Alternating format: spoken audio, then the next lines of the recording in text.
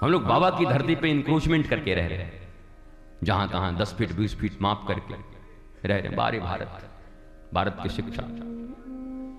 अकबर के जमाने में खान खाना रहीम जिस जरीब और कड़ी से जमीन माप के गया, आज भी वही बीघा बिस्वा कट्ठा चल रहा है। भारत तो ये सुधार नहीं कर पाया अभी तक कि इजी प्रोसेस में जमीन कैसे माप सकते हैं। हमारी गुलामी मानसिकता कब समाप्त होगी, मैं ये सोचता हूं। जरीबों से माप रहे हैं आज भी। ये कहां गए भाई, क्या कर रहे हो, इस समझ। धन्यवाद है और साधुवाद है वर्तमान प्रधानमंत्री जी को। बहुत सारे ऐसे नियम, बहुत सारे ऐसे कानून जो पब्लिक के इंटरेस्ट के बीच में आते थे, नियम कानूनों की भेंट चढ़ जाते थे पब्लिक, ऐसे कम से कम 2 से 2,500 हजार कानूनों को उन्होंने मर्ज किया है, हटाया है। मुझे पक्का विश्वास है कि अगर सत्य की मार्ग में और पवित्रता के मार्ग में कोई चलता है तो 2 दिन की देरी हो सकती है, पर परिणाम बड़ा अच्छा आएगा, बड़ा सुंदर। ये पूर्ण विश्वास, ये सुंदर। लेकिन सोचता जरूर हूं कभी कभी कि अब जल्दी हो, सब कुछ जल्दी हो, काफी समय हो गए। राम राज्य की परिकल्पना का पहला अर्थ है जिस देश में निःशुल्क और उत्तम शिक्षा मिलती हो, निःशुल्क और उत्तम चिकित्सा मिलती हो, निःशुल्क और अविलंब न्याय मिलता हो, दादा का केस पोता न झेलता हो, अविलंब न्याय। भगवान राम अयोध्या में हैं, वो भी साबित नहीं कर पाए हैं, वो तो जमीन में इनका मामला सेट हुआ है। राम जी हैं, वो कोर्ट साबित अभी नहीं कर पाए आप, अभी तक 492 साल आपको लग गए। परीक्षित के समय में अंतिम राम राज्य था। हम सबको मिलकर प्रयत्न करना चाहिए कि राम राज्य का अर्थ यही है। ये सारी चीजें रुक जाएंगी, जितने तुम कहते हो ना, ये अंतरण धर्मांतरण, ये सब रुक जाएंगे, पर ये 3 चीजें लानी होंगी आप धीरे धीरे, और वही समुद्र से उठाओ और सब जगह बरसाओ। और एक बात और है, अपने जीवन में अपने पूर्वजों की निंदा करने की बजाय परमात्मा ने हमें और तुमको भी मौका दिया है, वर्तमान भारत में जन्म दिया है। हम क्या कर सकते हैं, हम ये देखें। अपने पूर्वजों की निंदा से कोई फायदा होने वाला नहीं है। उन्होंने क्या किया, उन्होंने ने क्या किया। कोई सावरकर को गाली दे रहा है, कोई किसी को गाली दे रहा है, कोई किसी को गाली। कमाल है साहब, श्यामा प्रसाद मुखर्जी को कोई गाली दिए चला जाए, कोई महात्मा गांधी, वो भी ठीक नहीं, किसी को गाली देना ठीक। उन्होंने क्या किया अपने समय में। परमात्मा ने आज तुम्हें मौका दिया है, परमात्मा के दिए शक्ति से इतने बड़े काम कर जाओ कि उनसे भी बड़े नाम लेकर के आने वाली पीढ़ियां तुम्हें याद करें। हमें ये करना है, हम वर्तमान में जिए, और हमारा कोई नैतिक अधिकार नहीं है ये सब करने का भी।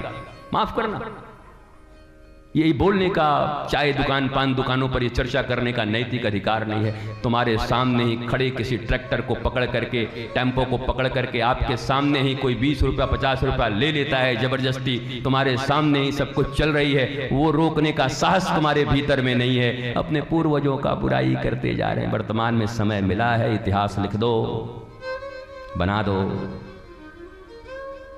कुछ ऐसी करनी कर चलो, तुम हंसे जग रोए। जब तुम आए इस जगत में, जग हंसे तुम रोए। तेरी हर घर की बहुएं बेटियां बेटे, हर teacher inspector instructor conductor contractor leader preacher, मजदूर मजबूर मशहूर, whoever maybe you are, I don't care, पर कुछ करनी ऐसी कर चलो। हम क्या करें, हमारे पास शक्ति नहीं है। एक पत्नी मर जाने के बाद एक साधारण, जिसको तुम वंचित दलित आदिवासी कहते हो, उसने 20 साल में हथौड़ी और कुदाल उठाकर जब पहाड़ के सीने को चीरना शुरू किया तो गांव वाले, शहर वाले, नगर वाले पागल कह के पुकारते थे, पर अकेला वो दशरथ मांझी 20 सालों में पहाड़ के सीने को चीर कर और गांव के लोगों को अस्पताल जाने का रास्ता बना दिया। Whoever may be you are, किसी सत्ता की जरूरत नहीं, किसी पैसे की जरूरत नहीं, परमात्मा ने तुम्हें जितनी शक्ति दी है, दशरथ मांझी तो कम से कम बनाया ही है, तो कुछ करनी ऐसे कर चलो कि जग तुम हंसो जग रोए। हम तो बड़ी सेवा करना चाहते हैं गुरुजी के, गुरुजी हमको एक बार बढ़िया पद दिला के तो देखें। हम तो बड़ी सेवा करना चाहते हैं गुरुजी का, एक बार हमको अरबपति बना के तो दिखाएं। हम तो बड़ी सेवा करना चाहते हैं गुरुजी का, हमको जरा शक्ति दिला के तो दिखाएं।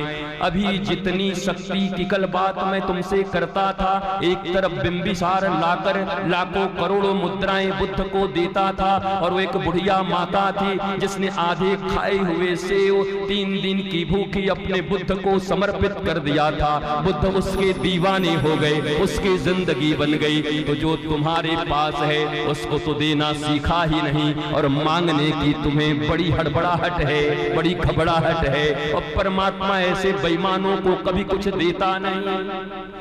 जो वर्तमान स्थिति में है, अभी तुम्हारा 100% समर्पण होता नहीं, अभी तो तुम्हारी ये हालत है। और अगर संपत्ति आ गई तो संपत्ति का ही प्रभुता पाही कहीं न बौराही। अर्थ अनर्थ भी करता है, बिना अर्थ का तो तुम्हारा ये हालत है, कहीं अर्थ आ गया तो पता नहीं तुम और क्या करोगे। होनहार बीरवान के होंठ चिकने पात।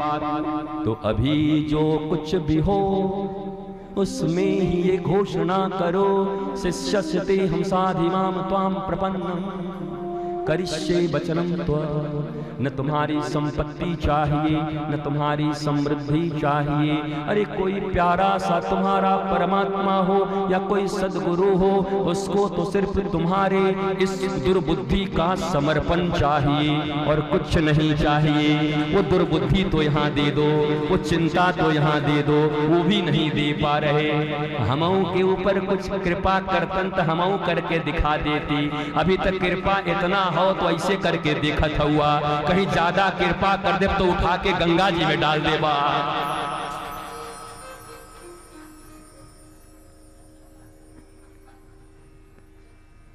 चांद न बदला, सूरज न बदला, कितना बदल गया इंसान। देख तेरे इंसान की हालत क्या हो गई भगवान। जो भूत की बात करते हैं, जो भविष्य की बात करते हैं, they all are fake people. एक डिक्शनरी बना लो मेरे कहने से। जो तुम्हें हमेशा भविष्य में जिंदा रहना सिखाते हैं, मुंगेरी लाल के हसीन सपने दिखाते रहते हैं, फेक पीपल। जो तुम्हें भूत की तकलीफों से हमेशा बेजार किए रहते हैं, वो तो जिंदा भूत हैं तुम्हारे सामने बैठे हुए। अरे इतना तो वो बिंदु और हेलन जानती थी। आगे भी जाने ना तू, पीछे भी जाने ना तू, जो भी है बस यही एक पल है। Past is history, future is mystery. जो भी है बस यही एक पल है। वर्तमान। अभी अगर कोई सजग है, अभी अवेयर है और अभी निश्चय है कि मैं सजग हूं, इस सेकंड को मुझे अच्छे से जीना है, इस क्षण को अच्छे से जीना है, इस क्षण को पूर्ण समर्पण से जीना है। लोग क्या कहते हैं, गुरुजी समर्पण तो करने चाहते हैं लेकिन घर परिवार संसार इत्यादि। इस सेकंड करो, अभी करो, कथा में यहां तो करो। ये भी तो तुमसे नहीं हो रहा। वो बहाने क्यों बना रहे हो? घर परिवार संसार इसका उसका। तुम तो भगवान की कथा में 10 मिनट बैठकर अपनी बुद्धि का समर्पण नहीं कर पा रहे हो और कह रहे हो हम कर देते, लेकिन क्या कहें, जिम्मेवारी बड़ी है। अभी 2-2 बेटी का शादी करना है। हम का बेटी का शादी रुकवाने आए हैं? आपकी पुत्री की शादी रुकवाने आए हैं? What are you saying? ये बहाने नहीं चलते साहब। किसको बहाने दे रहे हो? इन बहानों से तो तुम्हारी जिंदगी बेजार हो गई है। तुम तकलीफ में हो। तुम्हें उसी तकलीफ से ऊपर उठाने को, आनंद की जिंदगी जीने को, how to live a blissful life, इसके सूत्र को देने को शास्त्रों के माध्यम से गुरु तुम्हारे द्वार पर बहते बहते आए हैं। हर एक संत बहते बहते तुम्हारे नगर तक आते हैं, गांव तक आते हैं, शहर तक आते हैं, और जीवन में तुम्हारे कुछ अच्छे कर्म हो तो तुम्हारे द्वार तक भी पहुंच जाते हैं, तुम्हारे घरों तक भी पहुंच जाते हैं, तुम्हें तारने। पर उसकी महिमा अगर तुम समझ सको तब तो। अगर उसकी महिमा तुम नहीं समझ सकते तो ये निश्चय समझो कि तुम किसी का भी नुकसान नहीं कर रहे हो, अपना ही नुकसान कर रहे हो।